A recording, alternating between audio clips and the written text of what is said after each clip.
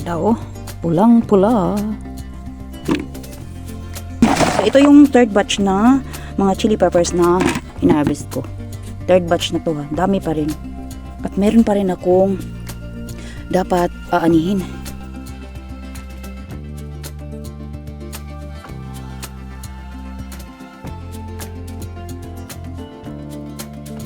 Mamimitas ako ng mga chili peppers. Dito tayo magsimula.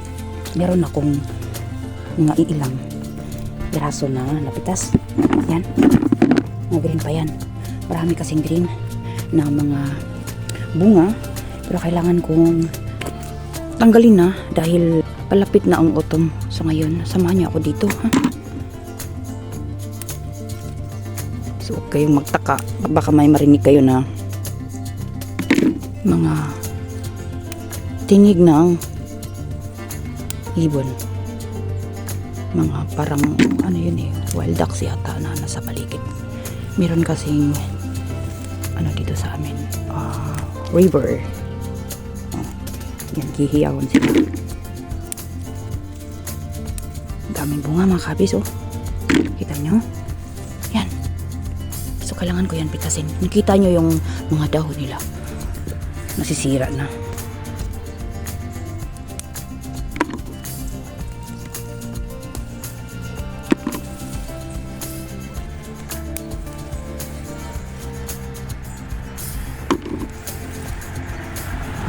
Ito, marami pang murang bunga.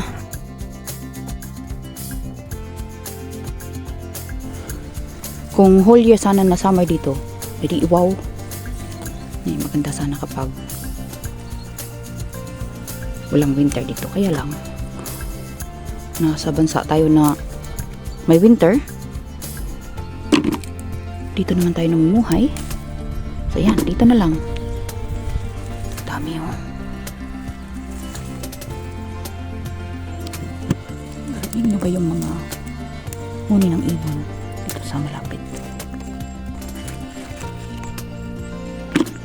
Ito naman. Ito yung beetroot. Ayan. Nasa ilalim.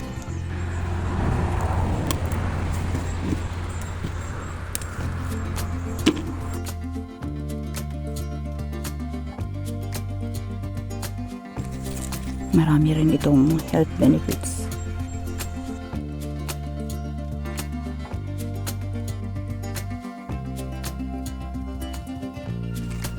Ngayong taon na to, ang dami kong chili peppers.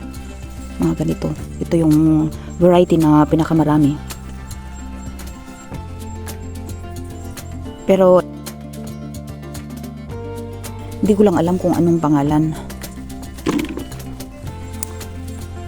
Ang ganda oh. Pulang-pula. Oh.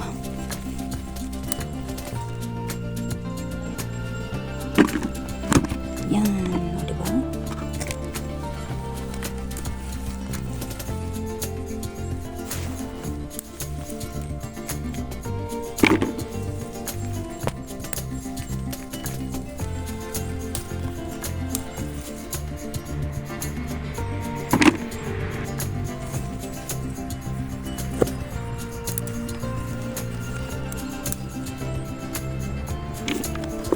Kita niyo ba yan?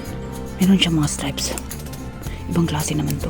Itong mga mura, gusto ko rin kunin to dahil meron akong gagawin dito. Sayang din kasi kapag hahayaan ko to dahil masisira lang to sa winter. So yan, dito tayo. Mga green pa. Pero magulang na yan. No? Mahihinog pa rin ito. Pero na lang sa mga maliliit kagaya nito. Mura pala. Mura pa to. So hindi na to mahihinog pa. Hindi na yan magiging red.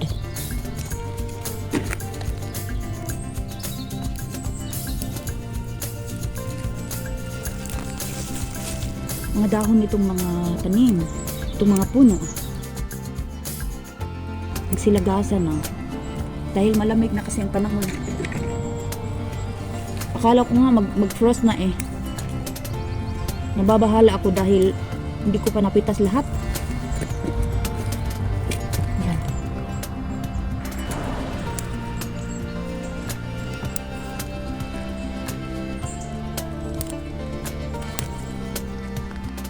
Ito na yung napitas. Marami pang iba. Ayan, may nakita akong earthworm. Lumabas siya. Ayan ko na lang yan. Dahil ang mga earthworms po ay nakakatulong po sila sa ating mga tanim o sa ating lupa na pinagtamnan natin ng ating mga pananim.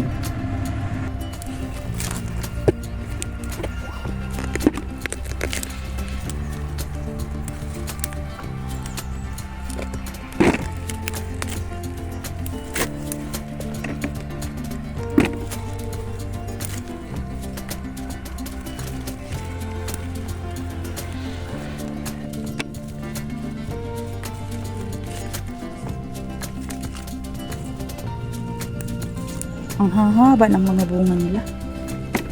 Itong klase yung chili pepper na to. Mahaba. Mahaba yung mga bunga. Next year, tatanim na naman nito. Maraming ang green, no? Pero tuloy pa rin. Ngayon, dito tayo.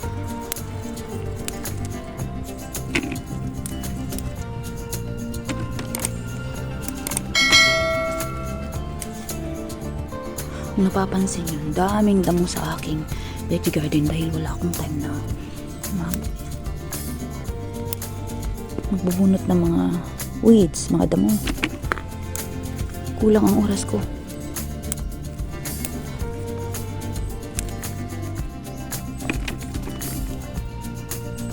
Itong puno na to, wala siyang ni isang pulang bunga. Ang meron siya, mga green lang. So parang late yata to. Para siyang late bloomer.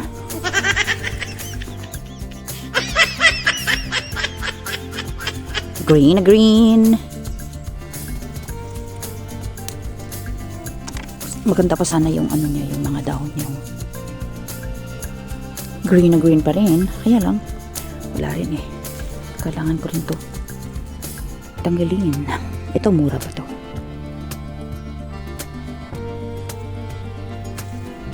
So, ayan yung mga dahon nila. Although, may iba pang mga puno na yung mga dahon ay okay pa. Bagay nito, okay pa siya. Kaya lang, wala rin mangyayari. Masisira din yan. So, wala akong choice. Diba? Kailangan ko rin tanggalin. Para hindi sila masisira. Ayan, ay pula. Pulang-pula. Kita niyo? Ayan, meron pa pala dito. Ang daming bunga niya.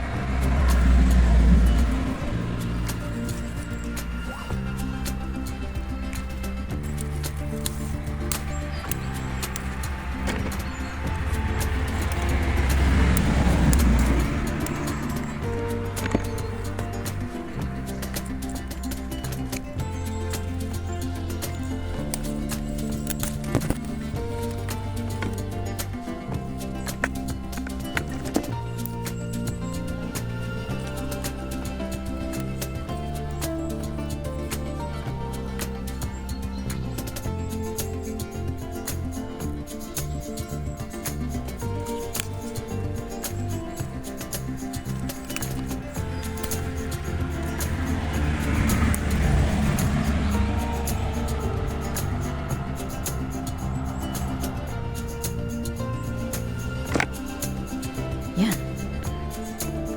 So, malapit nang mapuno itong timba.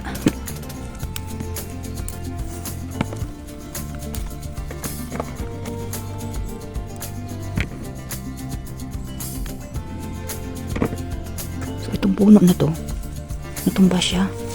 Yan. Pero, tuloy pa rin ang pagbubunga niya. Yan. So kahit natutumba, hindi naman namamatay.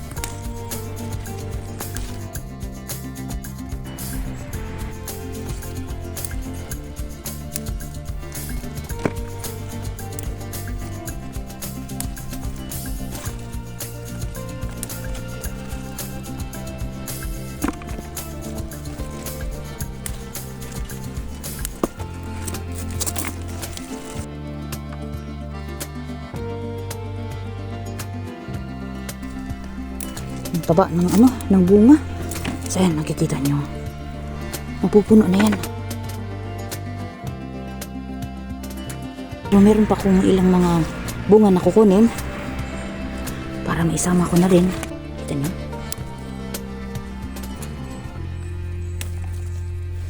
Ganda ng mga bunga. Mapupuno na si Timba.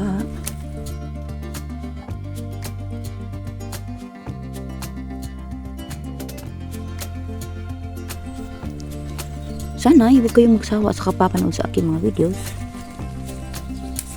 At sana mag-subscribe na rin kayo. Dito na nagtatapos ang video ngayon dahil napupuno na si Timba. Paalam na mga kabis. Maraming salamat sa panonood. Hanggang sa susunod na mga videos. Babush! Ito pa pala oh. Ang daming bunga. At ang tataba pa. Yan. Ito dumikit lang to ang dahon dahil palaging umuulan dito sa amin. Yan.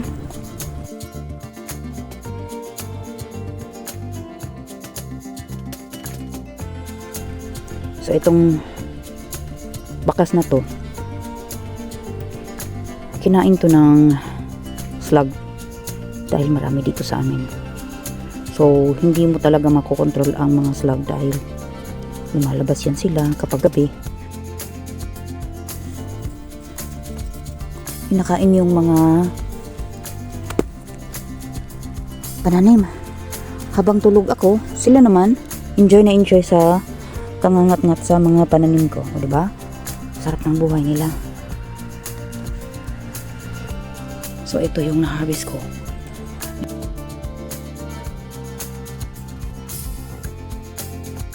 Ito yung third batch na mga chili peppers na in-harvest ko. Third batch na to ha. Dami pa rin.